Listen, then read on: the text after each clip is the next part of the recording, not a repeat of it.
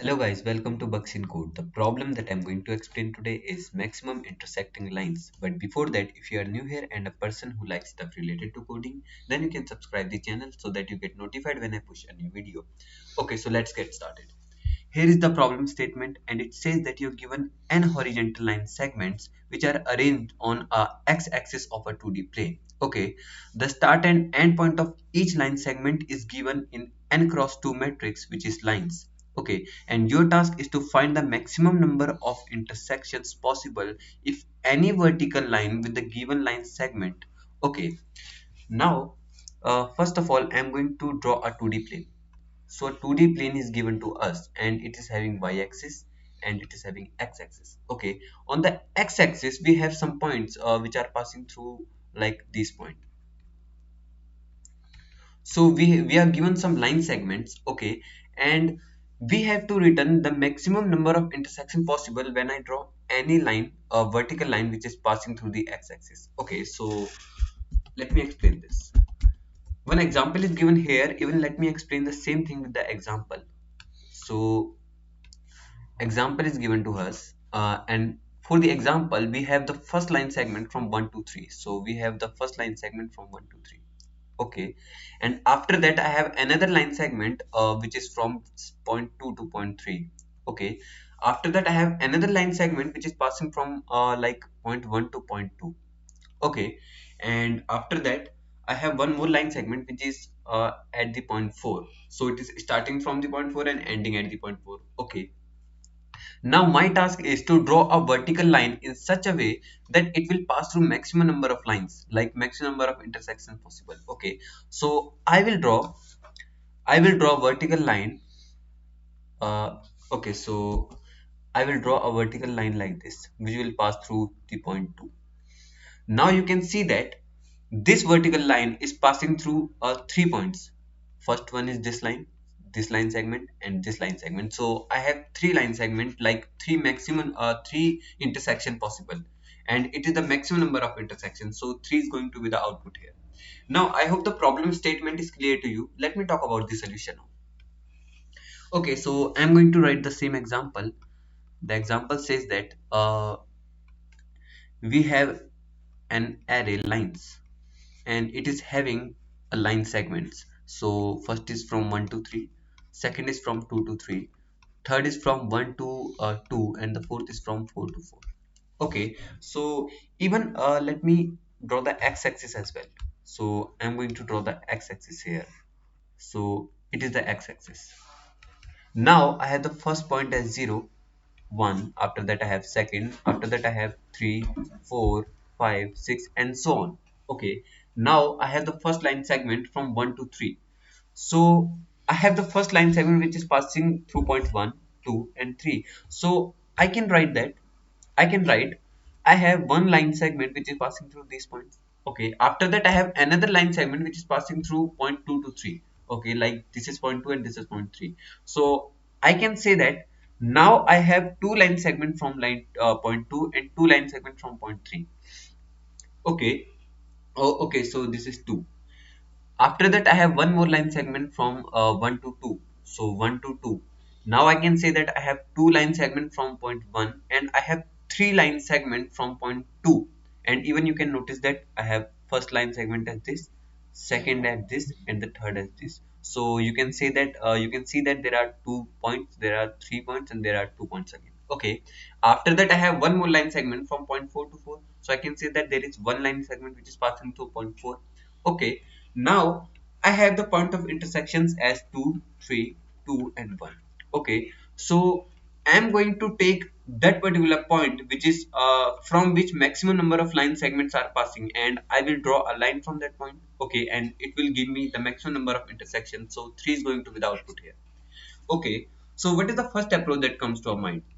The first approach that is coming to my mind is I can traverse the whole array. Like I can do something like for each line segment in lines array, in the lines array which is given to us. So this is basically an array lines. Okay, for each line segment I can do something like I equal to start and I smaller than equal to end. So every line segment is going to give me 2 points. First is start and the second is AND, right?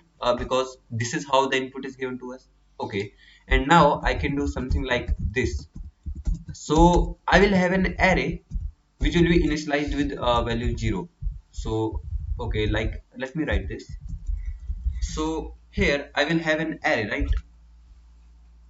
Let me write an array. So I will have an array which will be having value 0 initially, 0 0 0 0 0, and after that this array is representing the points like 1 2 3 4 5 6. These are the points. Okay, so I will increase the value in values in this array, like when I have from 1 to 3, so I will make this as 1, this as 1, and this as 1.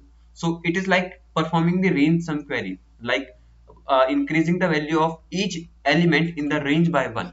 Okay, so that's what I'm doing here. That's what I'm doing here. Again, let me continue this. So I will do something like array of I plus equal to 1. This is what I can do. Okay, and after that I will have the array which will be having these values which are here 2 3 2 1. Okay, so I can return the maximum value. So I will do something like, okay, here I will return max value from the array. So this is the first approach that comes to my mind, and I'm going to call it naive approach. Naive approach. Okay, so this approach is going to give me time limit exceed. What is the reason? The reason is I'm running a loop n times here, so it is having O of n complexity, and after that inside this I'm running a loop which is m times. What is m? M is the maximum element that we can have in these given intervals, right? Like I can have 10 raised to the power 9 here, so I will run this loop 10 raised to the power 9 times. So it is going to give me time complexity of n cross m. Okay, so this is what like a naive approach which is going to give us time limit exceed. Now let me talk about the optimizations that we can do. Okay, so now the problem is simple. The problem is we are given some ranges, like I have 1 3, I have 2 3, I have 1 2, and I have 4 4. Okay, and I have to increase the, and I have an array. This array is having values as 0 0 initially. So let me write the values in this array. So I'll write 0 0 0 0 0 0 0. Okay, and my task is to increase the value by 1 for each range, right? So like I have 1 2 3 4 5 6 7, and if I'm given this range, then 1 3 I have to increase the value of these 3. For 2 3 I have to increase the value of these 2. For 1 2 I have to increase the value of these 2. After that for 4 I have to increase the value. Okay, so this is what we call a range sum query. This is a range sum query. So we can solve this problem optimally. How we solve this? I can use the prefix sum technique. Like if I have to increase the value from 1 to 3 by 1, so what I can do is, first of all, I will make the initial value by 1. Like if I have this array which is having 0 value, so I will make the first value is 1, right? So it is like array of start, which is the start point, is equal to 1. Okay, so I will make this 1 and these value are 0. So now I will perform the prefix sum. This value will become 1. After that this will become 1. After that this will become 1. Okay, so it is 1 2 3 and 4. The problem is this value has also become 1, but I don't want any value outside of this range. So how to do this? If I make this value as -1, then I will have 1 here, and when I do 1 plus -1, that is, then it is going to give me 0, and after that I will have 0 onwards. Okay, so I can do something like array of 4 equal to -1. Okay, what is 4? 4 is the next element after the ending index. Okay, so now here I can do array of ending index plus 1 minus equal to 1, right? So it is plus equals to 1, this is minus equals to 1. Okay, and this is how we can perform the prefix sum. Okay, so this means that for each range which is given to us, let me write the pseudocode for this now. Okay, so for each range which is given to us in lines, okay, for each range we can do something like array of I will have a start point and end point again. For each range, start and I will have end. Okay, so start plus equal to 1. After that I will have array of end plus 1 minus equals to 1, right? After that, when this loop completes, then I will have all the values. Okay, and for those value I can now perform the prefix sum. This is what I have to do. So in sum equal to 0, and for uh, each value in array which is having the sum, okay, so I can do the prefix sum. I can do the prefix sum and I can keep track of maximum value. So my sum will be equal to sum plus equal to value, and after that I will have my maximum equal to maximum of max comma sum, right? And after that I will simply return max. This is what we can do. This is what I can do. Let me zoom this out. So now I hope this is clear to you. This is the first approach, right? And okay, so is this correct? Okay, now I want to tell you something about this approach. The problem is if we have negative array, like if I have a range like -3 and 5, is this a possible range? Yes, because if we have x-axis, then for after the before this 0 I have -1, -2, and -2 and -3, and 1, 2, 3. So I can have a line like this starting from -3 and ending at this 5. Okay, so for this, if I write array of -3, like array of -3, then this is going to give me index out of bound, because negative index is something which is not possible. Okay, so in order to solve this problem, we can use a map. We can use a map, and for this for that map we will do something like map of like map of st plus equals to 1, same thing, and map of uh, and minus equals to 1. Okay, and after that we have to traverse this value, but we have to check each value from minimum value to maximum value, like in sorted order, right? Oh, okay, so I can do I can use something like ordered map, because ordered map always gives the value like in sorted order. Why I want this sorted order? If you notice above, if you notice at this point, then you will find that I have to perform the like prefix sum, right? So I can't perform prefix sum for from any point randomly. I have to start from the first point itself. Okay, so this is why I want the ordered map. Okay, now I'm going to show you the code. I'm going to show the code. Okay, so here I have the Java code, and on the right hand side I have the C++ code, and I have the Python code as well here. Okay, so I'm going to explain. First of all, I'm making a tree map which is ordered map in Java, and here I'm using a simple map which is ordered in C++. Okay, for each value I'm doing something like this. If value is present, then I will initialize the value with 0. After that I will do something like this. Start will increase by 1 and will decrease by 1. What is end? End is line of 1 plus 1. So it is like end of plus 1. So if I do something like, so I can write here end plus 1. This is, I think, more like clear. Okay, after that at last I'm simply performing the prefix sum here, count plus equal to value, and I'm keeping track of maximum value. Okay, the same thing I'm doing on the for the C++ code as well. I hope this is clear to you. Okay, after that I'm going to show you the Python code. Here's the Python code, and for Python code I'm using a dictionary instead of a map. A map is also possible if I write something like map here. Okay, and after that for each value I'm doing the same task again. Okay, now at last I am simply performing the prefix sum and keeping track of this result, and at last I will return the result. Okay, so this is about the first approach. I hope the approach is clear to you. Okay, but what is the time complexity of this approach? Okay, so the time complexity for this approach is again uh, here what I'm doing is I'm traversing of n times, and when I perform the insertion, so the time complexity of insertion in an ordered map is log n. So the complexity is going to be here O of n log n.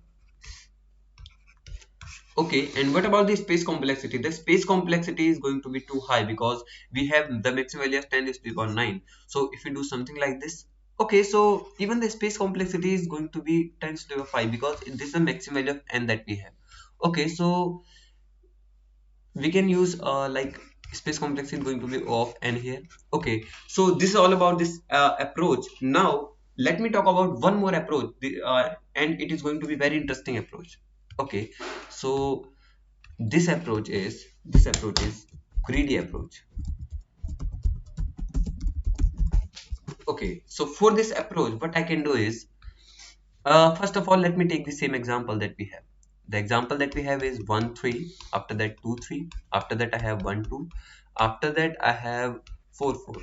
Okay, so I want to write all the values of like start all the start point and end point. So I will have start point as 1 1 2 and 4. So I'm writing the sorted order. Okay, and sorted order of end point is 2 3 3 4. Okay, so these are the start point, these are the end points. Okay, now let me do one more thing. I'm going to draw the x-axis. Okay, and in the x-axis let me write the points. I have 0 1 1 2 3 and 4. Okay, and for this I'm going to draw line segment. So I have a line segment from 1 to 3. After that I have a line from 2 to 3. After that I have a line from 1 to 2. After that I have a line like I have this particular point. Okay, now I will have two pointers. One is here I equals to 0 and second is here j equals to 0. Okay, so I can see that I have the start point as 1. Okay, and I have the like end point as 2. So I have a line from 1 to 2. Okay, so I can say that since this is the start point of a line 1, then I'm going to have one line which is starting. Okay, and which means that I have one line which is going to intersect by a vertical line if I draw after 1 and even at point 1. Okay, I hope it's clear to you. Let me say it again.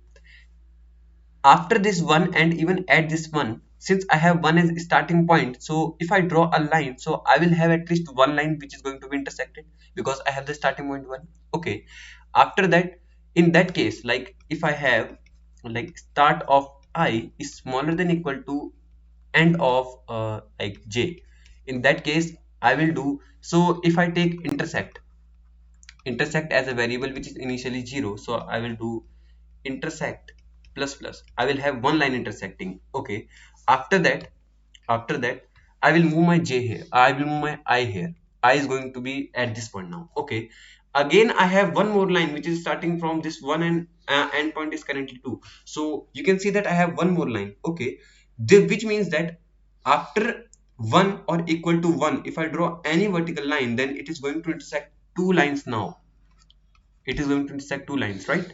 Okay, so and even at this point I have to do I plus plus. Again I will do I plus plus. Now I will be at this point. Okay, now I can see that at point 2 I have I and I have j here. Okay, so this is the ending point and this is the starting point. At this point 2 you can see that I have like one starting point, one ending point. Okay, and these lines are not ended yet. These lines are not ended yet, you can see that. Okay, so at this point again I can say that I have one line which is ending. Okay, so okay, one more line which is starting from this point. So this is the condition is true. So my intersect will become now 3. After that I will do I plus plus. Okay, now this is very crucial part. This is very crucial part. This part says that if I am at this point 4 and this point this j is smaller, like I have one line which is ending at point 2 and currently I'm at this point 4. So I can say that okay, I will do intersect minus minus. Now intersect will become 2, right? Why? Because I have one line ending and my starting is 4. Okay, after that I will come to 3. So this means that I'm currently at this point 4 and one line is ending at point 3. So I will do okay, I will do intersect minus minus. It will become 1 and after that I will move to this point. Okay, again I have 3. So I will say okay, I have one more point line which is ending at 3. So now my intersect will become 0. Okay, now I have this point 4. So since this condition is true, so now my intersect has become 1 again. Okay, so these are the point of intersection which we have. So initially I will have one line intersecting, after that I have 2, after that I have 3, after that I have 4. So even let me write this condition which I was missing.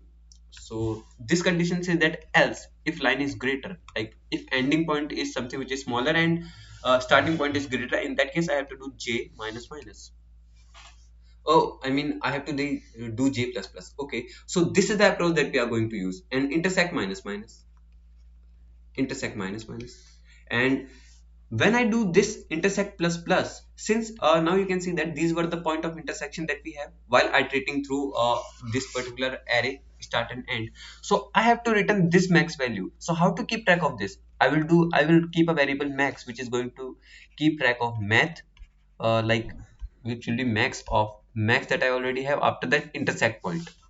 intersect. I hope this is clear to you. Like maximum is going to be equal to math.max of maximum and intersect. Okay, this is the syntax that we follow in Java. Now this is the code that we are going to use. This is the code. I hope this is clear to you.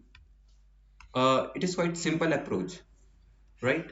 So now I'm just going to show you the code. Let me show you the code. Okay, so this is the approach. This is okay.